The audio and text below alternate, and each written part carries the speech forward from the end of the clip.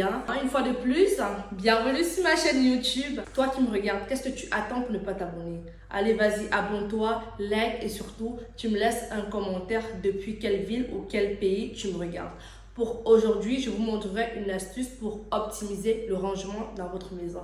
Vous savez, quand on a des enfants, on ne se rend pas compte de la quantité de jouets que nous accumulons chez nous. Alors aujourd'hui, j'ai une astuce. Moi, ça a marché et j'espère que vous aussi, vous allez reproduire et me laisser en commentaire si l'astuce vous a aidé ou pas.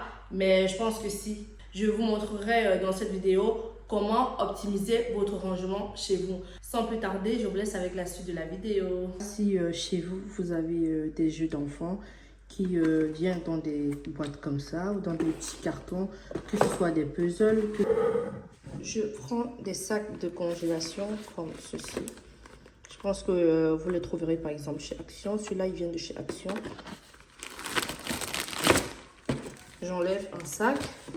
Je récupère la première boîte. Voilà par exemple tout ce qui est sorti de cette boîte de jeux de mémoire. Maintenant, qu'est-ce que je vais faire? Vérifier surtout bien s'il n'y a pas de notice à l'intérieur. Parce que s'il y a une notice, c'est toujours mieux de conserver la notice afin de plus tard lire les instructions du jeu. Donc moi, mon jeu, il se présente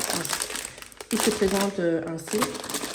Je prends le soin de tout ranger dans son plastique d'origine. Des fois, il y a des jeux qui viennent avec des petites notices à l'intérieur.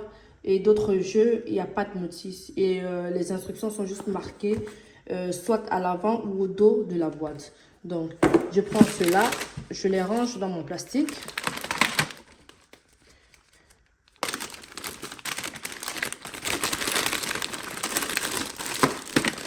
Si par exemple, je veux garder les instructions qui sont marquées au dos de la boîte, je prends ma paire de ciseaux, je la prends. Et je vais juste garder cette partie où est marquée les instructions du jeu. Et le reste, donc voilà, ça. Je vais juste garder ça et que je vais par la suite remettre dans le sachet du jeu à mémoire. Et voilà le résultat. Donc par la suite, je ferai avec les autres boîtes qui sont juste là. Maintenant, si vous voulez prendre un marqueur, le nom qui est marqué là, le nom du jeu, quoi, vous pouvez mettre genre marqué dessus puzzle game. Au cas où, si on ne sait pas, au cas où si demain les enfants perdent le papier qui se trouve à l'intérieur, comme ça au moins ici vous avez mentionné à peu près le nom du jeu. Je ferai pareil avec mes autres boîtes. Je prends mon sachet. Je renverse tout. Vraiment, vous prenez la peine et le soin de tout ramasser. Sinon, après, il y aura des pièces manquantes et ça va être difficile pour la suite du jeu. Donc, comme par exemple sur ce puzzle, j'ai toujours pas eu d'étiquette à l'intérieur. Qu'est-ce que je vais faire? Le puzzle, il fallait reconstituer le chien dans sa couette. Donc, qu'est-ce que je vais faire? Je vais couper cette partie. Au moins, comme ça, les filles sauront que c'est cette image qu'il faut construire. Voilà à peu près l'image du puzzle qu'il fallait reconstruire. Je reprends et je mets dans son sachet. Voilà. Et je peux marquer dessus puzzle chien. Oh, c'est difficile de faire. Essayez de continuer à l'intérieur. Certains d'entre vous en ont chez eux.